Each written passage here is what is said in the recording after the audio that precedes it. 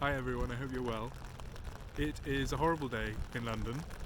The clouds are very low, it's raining a lot, and you can't see the top of a lot of the buildings. I'll show you a quick clip I took of the tops of skyscrapers on the north bank of the river. I'm currently standing on the south bank. I don't know if you can see over my shoulder, that's the Tower of London, slightly faded in the distance. And one of the things that I love about days like this is that the modernity of London, the skyscrapers that are barely visible, kind of show what the city might have looked like a long time ago. It's one of the best ways, I think, to kind of conceptualize how cities were like in the ancient and medieval world. I think it's a very important thing to try and think about because there's no other way we can really imagine it.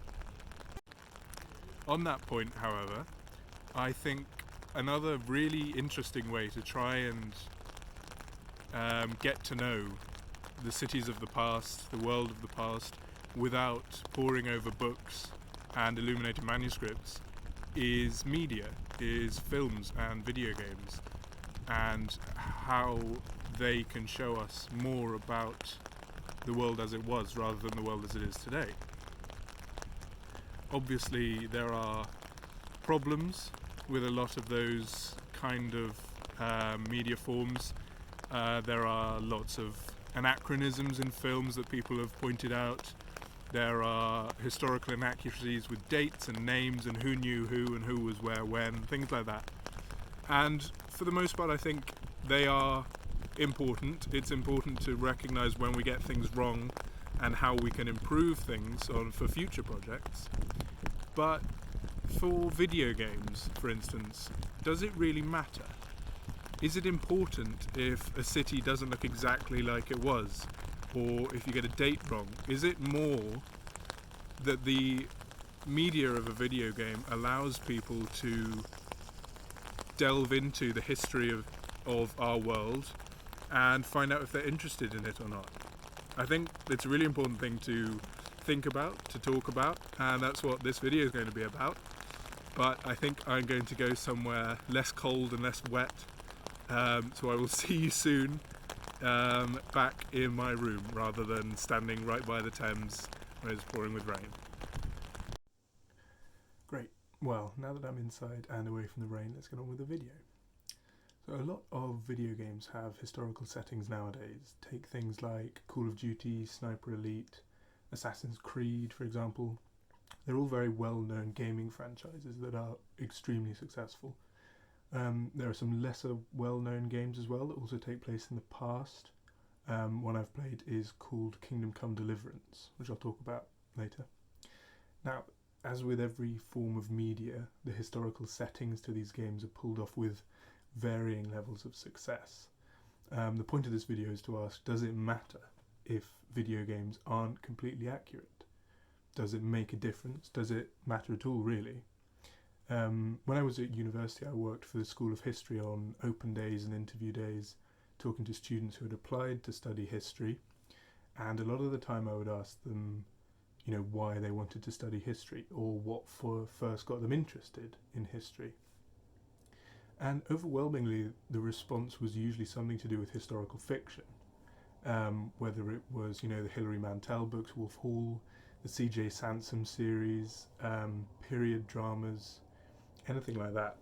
And that's the key takeaway, I think, from this video, is that whether they're accurate or not, historical depictions in popular culture get people interested in the past, and that's one of the main benefits to those representations. So if we start with arguably one of the most successful video game franchises, which is Call of Duty.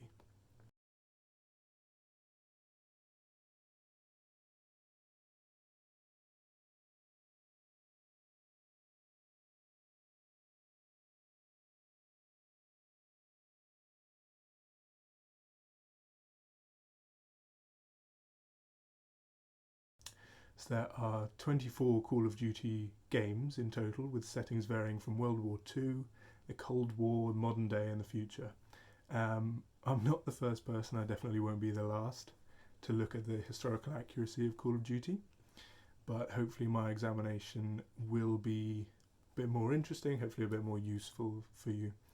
For instance, someone before me wrote that a big problem with the Call of Duty games set in the past is that, this is a quote, "The recoil of guns is nearly non-existent, aiming down is instant and effortless, and some of the locking and loading parts on the guns are off and modified." Now, I want to ask, does that actually matter? They go on at length about the inaccuracy of using lots of ammo in firefights, and how, walking a few meters away from a World War II grenade wouldn't save you, you'd still die. And the problem with that kind of analysis is that they've almost missed the point of the game. If the Call of Duty games dumped you into a battlefield with 20 bullets, a 1% chance of survival, and a gun that nearly wrenches your shoulder out of its socket every time you fire it, I can pretty much guarantee they wouldn't sell half as well. But because they've got the important things right, like the dates, the locations, and actual battles, it means that people can play them, learn from them, and might walk away with an urge to learn more about that particular battle or town or war, So looking at Sniper Elite, specifically Sniper Elite 4, which is set in World War II. Italy, 1943. Behind enemy lines.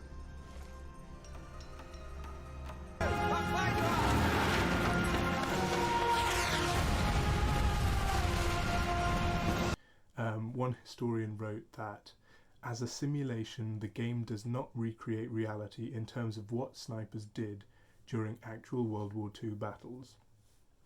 Again, I honestly do not believe it matters whether or not the game is entirely accurate with how snipers fought in World War II. If Rebellion Games, which is the company that makes Sniper Elite, sat down and said, right, our next game is going to be 100% accurate. It takes place 5 hours of real time per mission. The player can't move from their one position. They have one gun. That game wouldn't sell very well.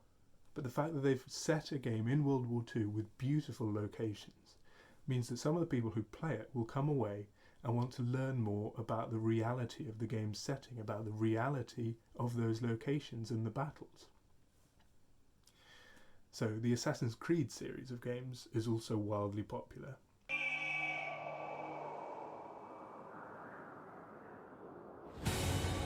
I feel eyes on us. We could be here right now and we might not even know. The focus is that you play as an elite assassin taking out targets across the in-game world, and the games range from ancient Greece and Egypt, Renaissance Italy, revolutionary Americas, Victorian London, and the attention to detail in the locations of those games is astounding. Like I said in the intro, if you ever want to experience a historical city in the past, I really do recommend playing one of those games. Then one criticism of Assassin's Creed Odyssey I've seen is, and I quote, "It would appear as if ancient Greece was very progressive, what with the abundance of female warriors. However, this was far from the truth, as women were actually not allowed to be part of the troops." I'll say it again. Who really cares? The game is fun. The inclusion of female warriors is a good thing in terms of upping the diversity in video game characters, and making the game appeal more to women just means that more people will be exposed to the historical setting and want to learn a bit more about it. That's not a bad thing. That's not a very productive criticism. So I mentioned earlier about a game called Kingdom Come Deliverance, which is set in Bohemia in 1403. Sigismund raided us. It seems the Kuttenberg silver wasn't enough for him and he wanted ours too. You think we're next in line? Maybe. Run back to mama, boy! Come on!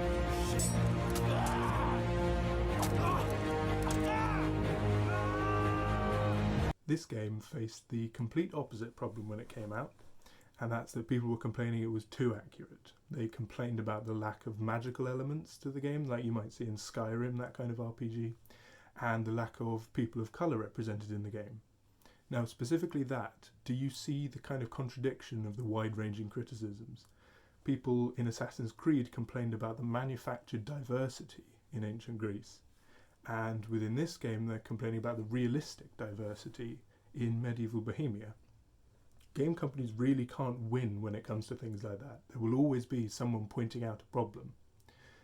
In my opinion, as long as you have fun, as long as you come away from a game thinking you'd like to find out a bit more about that person or place or time or anything to do with it, then the game has done a pretty good job.